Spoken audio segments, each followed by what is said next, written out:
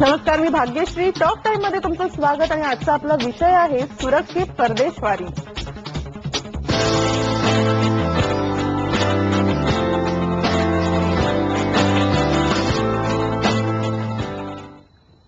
नाताळ जवळ येतोय आणि वर्षही सरत चाललंय. यामुळे प्रत्येकालाच वेध लागले ते त्यांच्या इयर एंड सुट्ट्यांचे. अशा वेळेला जर तुम्हाला परदेशवारी करायची असेल तर ती सुरक्षित आणि चांगल्या प्रकारे कशी प्लॅन करता येईल याबद्दल आज आपण चर्चा करणार आहोत. आपल्याला याबद्दल मार्गदर्शन करणार आहेत पर्यटन तज्ज्ञ सुनील घाणेकर.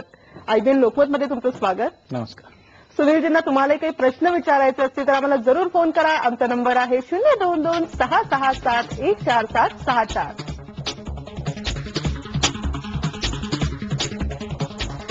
सुनीलजी, सगळ्यात आधी तर एक आताचं जे वातावरण आहे, जो सीझन आहे आताचा, पहिला प्रश्न विचारायचा वाटतो तो म्हणजे या सीझन मध्ये आयडियल स्थळं किंवा कुठच्या अशा जागा आहेत जिकडे आपण व्हिजिट करणं हे चांगलं ठरेल?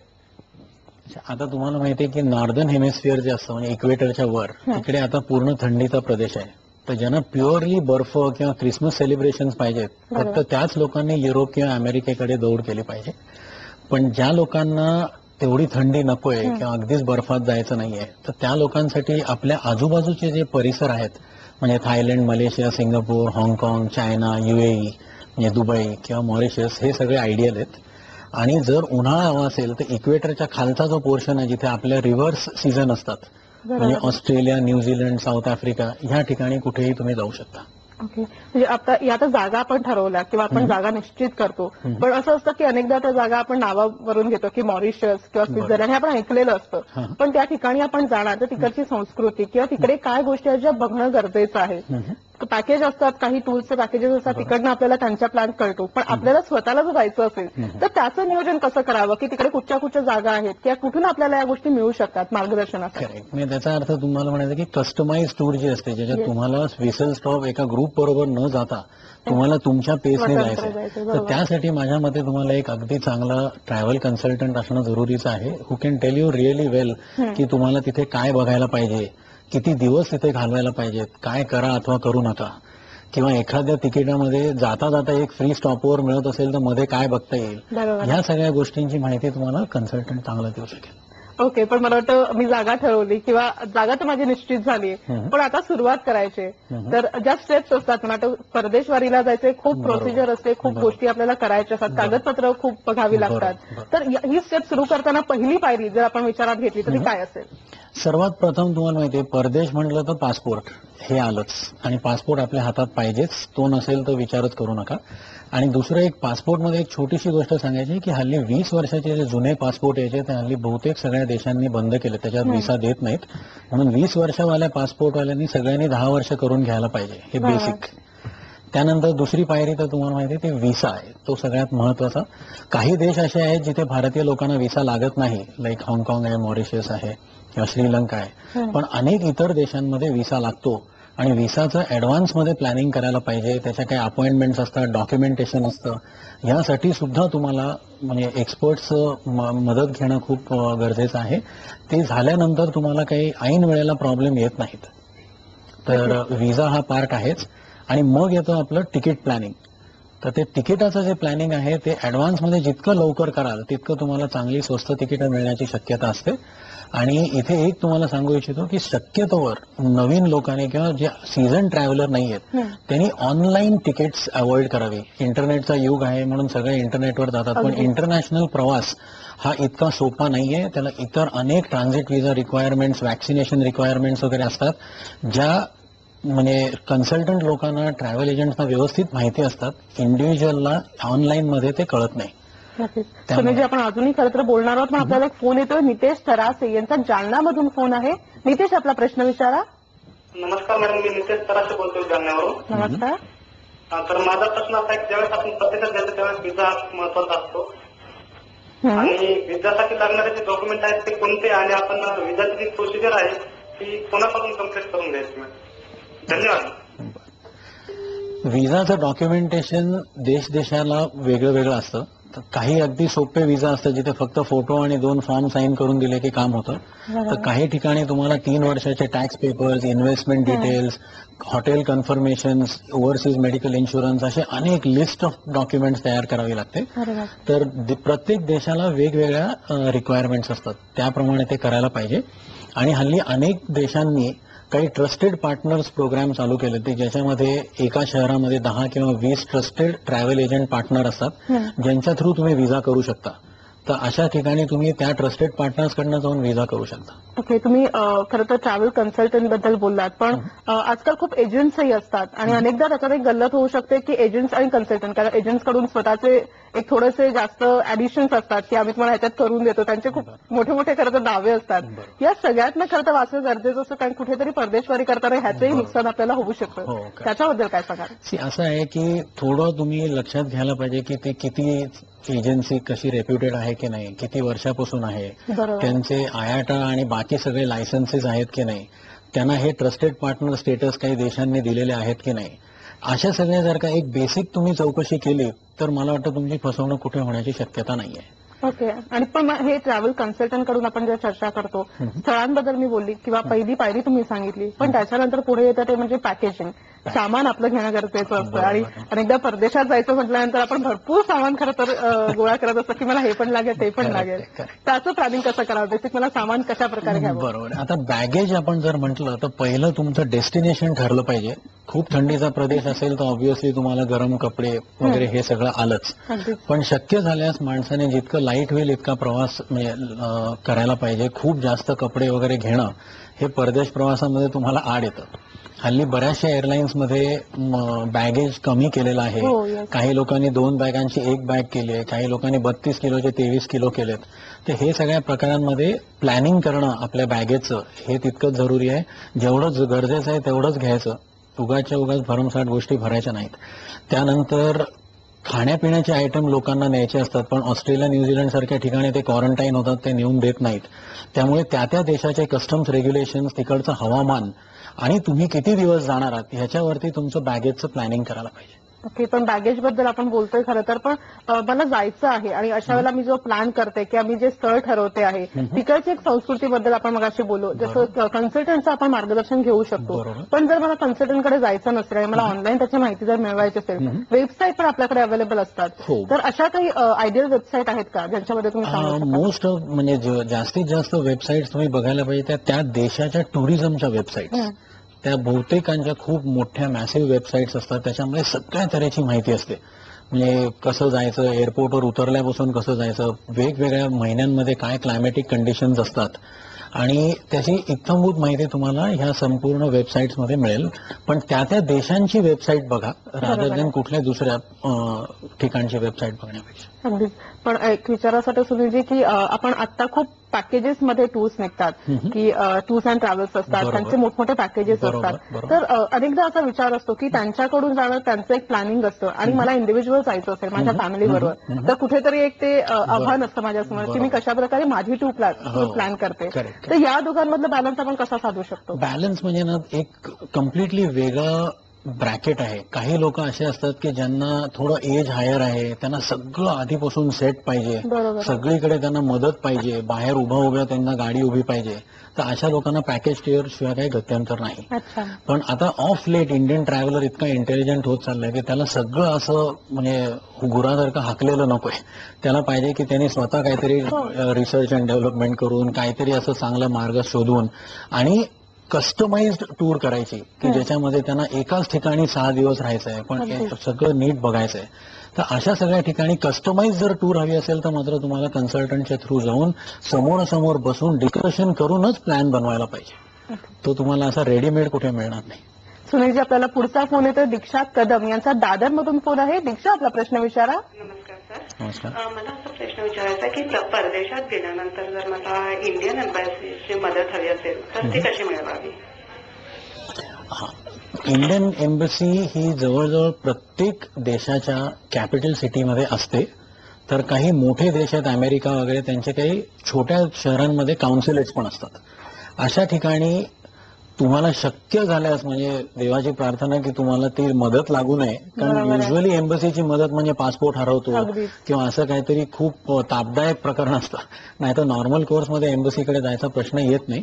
पण त्यासाठी तुम्हाला निघायच्या अगोदरच आपल्याच वेबसाईटवरती गव्हर्नमेंट ऑफ इंडियाच्या मिनिस्ट्री ऑफ एक्सटर्नल अफेअर्सकडे तुम्हाला त्याचे नाव, पत्ते, फोन नंबर मिळू शकतात. ते घेऊनच आपण इकडनं निघायला पाहिजे.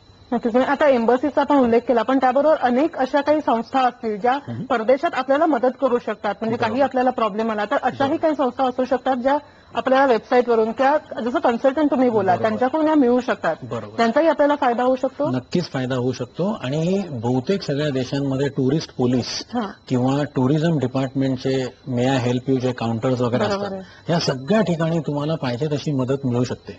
म्हणजे अगदी इंडियन एम्बसी हा युजली शेवटचा पर्याय असतो. नक्की. सुनीलजी, पुढचा फोन आहे मुकुंद कळसकर यांचा, नाशिक मधून फोन आहे. मुकुंद, आपला प्रश्न विचारा. सर, माझा प्रश्न असा आहे की एखाद्या देशात गेल्यावर आपल्या तिथली भाषा हा मुकुंद. ओके, मला भाषेबद्दल ते बोलले तर मला वाटतं भाषेचा अडचण येऊ शकते, बरोबर. तर त्याच्याबद्दल त्यांना विचारायचं. असं आहे की फक्त काही काही देश असे आहेत जिकडे तुम्हाला अजिबात लोकांना इंग्लिशचा गंध नसतो. किंवा मग उदाहरणार्थ जपानमध्ये किंवा चायनामधले काही पार्ट्स, काही ठिकाणी फ्रान्समध्ये, तर अशा ठिकाणी निघायच्या अगोदर काही जे बेसिक वाक्य असतात की मी इथे कसा जाऊ किंवा गुड मॉर्निंग, थँक्यू, अगदी. ह्या सगळ्या गोष्टींना तुम्ही अगोदरच, आता इंटरनेट युग आहे, तुम्ही गुगलवरती जरी किंवा कुठेही गेला तर तुम्हाला त्याचे ट्रान्सलेशन्स मिळतात. तर त्या त्या देशाची भाषा तुम्ही अगोदर त्याचे काही बेसिक सेंटेन्सेस जर तयार करून घेतलेत तर त्याचे तुम्हाला ट्रान्सलेशन्सही बरोबर घेऊन जाता येतील. जर मला वाटतं खूप छान एक्सरसाइज असू शकतो आपल्या सगळ्यांसाठी की कुठेतरी चेंज जाण्याच्या आधी आपण एक होमवर्क करतो ज्याला आपण म्हणतो तसं एक करू शकतो आणि खूप छान अनुभवही त्यामुळे मिळू शकतो आपल्याला. पुढचा फोन आहे राजू जाधव यांचा, पुण्यावरून फोन आहे. राजू, आपला प्रश्न विचारा.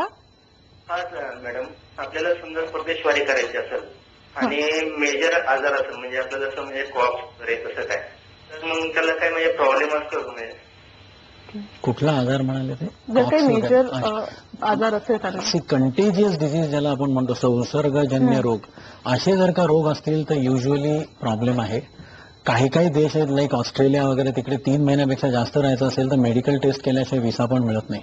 अच्छा, तर ॲज फार एज पॉसिबल तुम्ही जर का ऑलरेडी तुम्हाला काही असा रोग असेल तर परदेश प्रवास टाळायला पाहिजे. फॉर दॅट मॅटर कुठलाच प्रवास टाळायला पाहिजे. पण नॉर्मल कोर्समध्ये जर का तुम्हाला मेजर काही आजार नसेल तर तुम्ही कुठेही जाऊ शकता.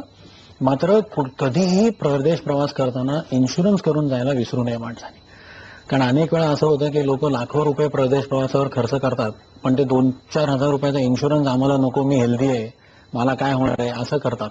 तर हे नाही केलं पाहिजे. Insurance is basically a primary thing in foreign travel. Talk time मध्ये आता आपण अजूनही चर्चा करणार आहोत, पण वेळ झाली का ब्रेकची, पण ब्रेक नंतर चर्चा करणार आहोत ती जेट लॅग बद्दल. अर्थात त्याबद्दल तुम्हाला काही प्रश्न विचारायचे असतील तर आम्हाला जरूर फोन करा. आमचा नंबर आहे 022-667-1474.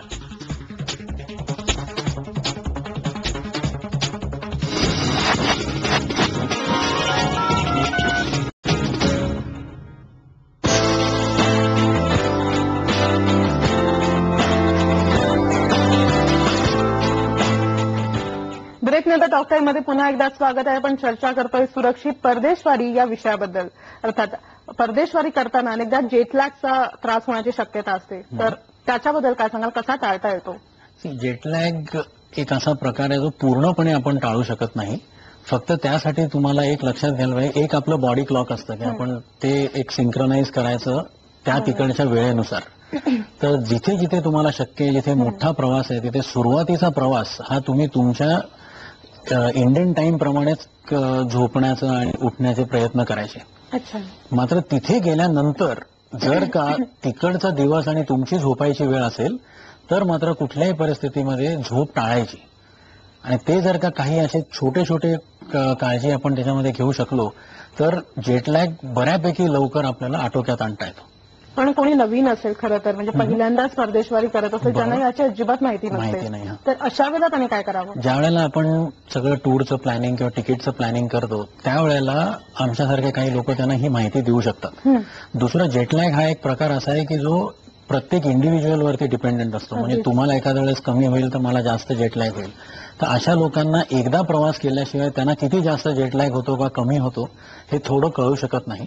पण तरी सुद्धा basically synchronising the body clock with the clock of that country, ह्या दोन ज्या गोष्टी आहेत त्याचं संगनमत आणायला पाहिजे. मला वाटतं हे सगळं प्रत्येकावरती अवलंबून असतं. ह्याच्यासाठी Exactly. कुठल्याही प्रकारचा Individual. कन्सल्टंट मदतीला नाही येणार. हो. तुम्ही जेवढं स्वतःला, आणि मला वाटतं इच्छा असेल तर तिकडे बरोबर. मार्गही असतो. त्यामुळे या बरोबर. गोष्टी आपण तेवढ्याच टाळू, म्हणजे व्यवस्थित निभावू शकतो. बरोबर. पण सुनीलजी, खरं तर जेटलॅग बद्दल बोलतोय आपण, पण त्यानंतर जो असतो की करन्सीचा भाग असतो हा, की परकीय चलन, आणि आपण तिथे जातोय, ज्या देशात आपण जातोय तिकडचं चलन आपल्याकडे असणं आवश्यक असतं. तर बरोबर. ती प्रोसिजर कशी असते? आता कसं आहे की बहुतेक देशांमध्ये American dollars, British sterling pounds किंवा युरोज हे प्रकार चालतात.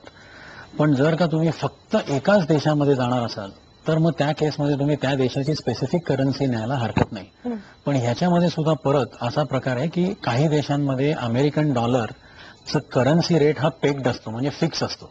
लाईक उदाहरणार्थ दुबईला जर गेलात तर 3.65 लाच US डॉलर कन्वर्ट होतो धीराममध्ये. मग अशा वेळी डॉलर जर आपल्याला इंडियामध्ये स्वस्त मिळालं तर डॉलर घेऊन जायचं आणि तिथे जाऊन दुबई धीराम करायचे. अच्छा. पण इकडनं धीराम कदाचित तुम्हाला महाग पडण्याची शक्यता असते. ह्याच्यामध्ये अनेक फोर्सेस आहेत, मार्केट फोर्सेस, त्या दिवशीचे त्या करन्सीचे रेट्स, तुम्ही कुठल्या दिवशी विकत घेताय ह्याच्यावरती त्याचं प्लॅनिंग होतं आणि मगच तुम्ही फॉरेन एक्सचेंज घ्यायला पाहिजे. फक्त एक गोष्ट अजून सांगेन की कमीत कमी वेळा फॉरेन एक्सचेंज विकायचं आणि कन्वर्ट करायचं, कारण जितके वेळा तुम्ही विकता आणि कन्वर्ट करता परत घेता त्या वेळेला त्याच्यामध्ये खूप मोठं नुकसान होतं. त्यामुळे कमीत कमी ट्रान्झॅक्शन्स. अगदीच. आपल्याला पुढचा फोन येतो योगेश जंगम यांचा, अंधेरीवरून फोन आहे. योगेश, आपला प्रश्न विचारा. हा, नमस्कार साहेब. नमस्कार. माझा प्रश्न आहे, फॉरेन टूर करताना जर इन्शुरन्स काढायचा असेल तर त्याच्या फॉर्मॅलिटीज काय काय आहेत? इन्शुरन्समध्ये अगदी मिनिमम फॉर्मॅलिटीज आहेत. 70 वयापर्यंत तर बहुतेक सगळ्या इन्शुरन्स कंपन्यांना मेडिकल सुद्धा लागत नाही. त्या केसमध्ये तुम्ही सिम्पली फक्त एक फॉर्म भरून द्यायचा असतो. काही याच्यात तो ऑनलाईन आम्हीच भरतो.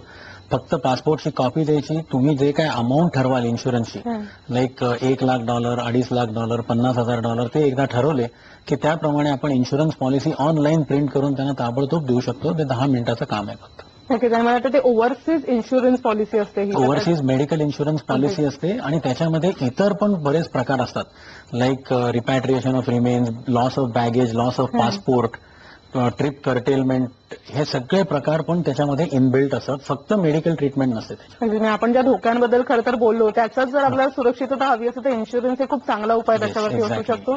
फोन घेतोय आपण गोपीनाथ पवळे यांचा, ठाण्यामधून फोन आहे. गोपीनाथ, आपला प्रश्न विचारा. हॅलो. हॅलो. हा, माझं नाव गोपीनाथ पोवळे. मी आता आपल्या चांगल्या टूर बरोबर याला गेलो होतो, तुमच्या ग्रीस आणि टर्कीला गेलो होतो. तर तिकडे माझ्या प्रवासामध्ये टर्कीला येताना माझं सामान हरवलं होतं. त्या 2 गाड्या गेल्या.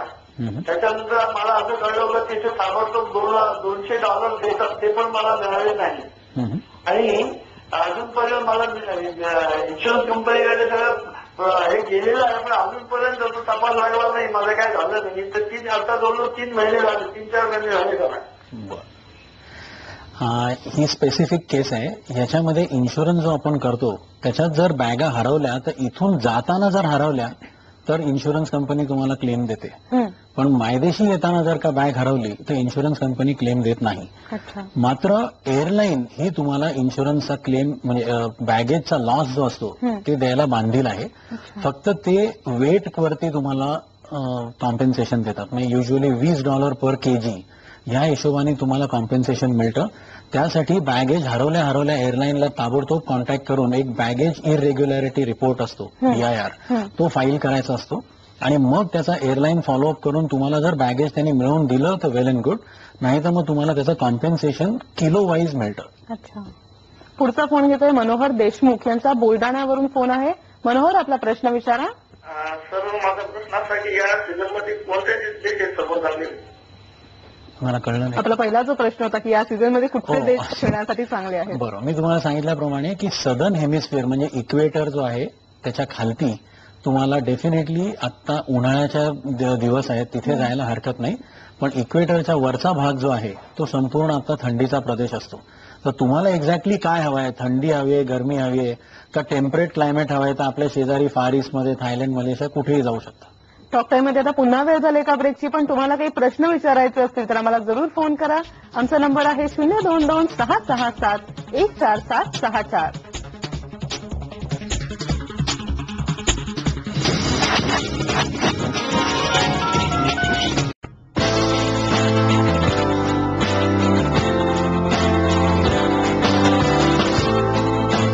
ब्रेकनंतर टॉक टाइम मध्ये पुन्हा एकदा स्वागत आहे. आपण चर्चा करतोय सुरक्षित परदेशवारीबद्दल.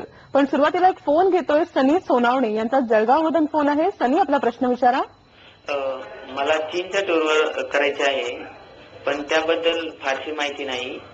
तर ही माहिती कुठे मिळेल आणि चीनच्या टूरसाठी कोणता सीझन चांगला आहे? अच्छा, पहिलं म्हणजे चीनबद्दल तुम्हाला माहिती इंटरनेटवर पण मिळू शकते, पण टूर कशी प्लॅन करावी, किती दिवस जायला पाहिजे, ह्यासाठी तुम्हाला ट्रॅव्हल कन्सल्टंटकडे जाणं जरुरीच आहे. व्हिसा त्याचा थोडासा त्रासदायक असतो, त्याला काही स्पेसिफिक रिक्वायरमेंट असतात, हॉटेलचे फॅक्सीज वगैरे लागतात. तर कमीत कमी 4 ते 5 वर्किंग डेज चायना व्हिसासाठी ठेवायला पाहिजे. त्यांना काही बँकिंगच्या रिक्वायरमेंट्स पण असतात. तर हे सगळं अगोदर प्लॅन करून व्हिसा घ्यायचा आणि मग टूर बद्दल. म्हणजे त्यांच्या पण काही स्पेसिफिक अशा वेबसाईट असतील, बरोबर? हो, वेबसाईट तर आहेतच. चायनीज गव्हर्नमेंटच्या सुद्धा वेबसाईट्स आहेत, इतर कंपन्यांच्या सुद्धा वेबसाईट्स आहेत. त्याच्यावरनं तुम्ही जनरल आराखडा काढू शकता की तुम्हाला काय बघायचंय.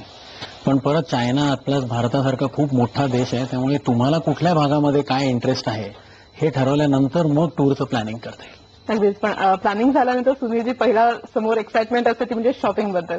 परदेशवारी करतोय आणि शॉपिंग करणार नाही असं होत नाही. तर आणि अनेकदा असं होतं की त्याच उत्साहात आपण खूप भारंभार शॉपिंग करतो आणि ते येताना परत येताना कदाचित अडचणी येऊ शकतात आपल्याला. त्याबद्दल काय सांगा? इंडियन्स बाय नेचर शॉपहॉलिक्स आहेत. त्यांना काहीतरी करून खूप शॉपिंग करायला आवडतं. कुठेही जायचं असेल तर मध्ये स्टॉपओव्हरला शॉपिंग तरी लागतं, काही नाही तर ड्युटी फ्री लागतं. तर ह्याच्यात एक महत्वाचा पार्ट असतो की तुमच्याकडे बॅगेज अलाउन्स त्या सेक्टरवर किती आहे.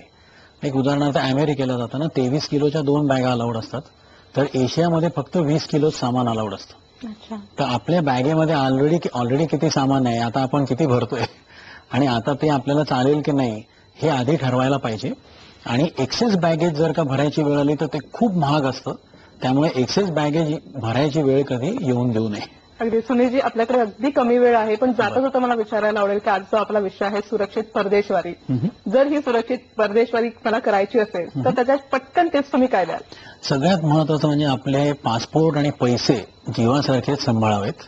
हल्ली अनेक वेळा व्हाईट कॉलर क्राईम्स असतात, ज्याच्यामध्ये पटकन कोणीतरी एखादी चांगली बाई समोरून विचारते की हे कुठे आहे, काय आहे, आणि तोपर्यंत हँडबॅग जी ट्रॉलीवर ठेवलेली असते तर तिचे अकम्प्लिस मागणं पळून घेऊन जातात.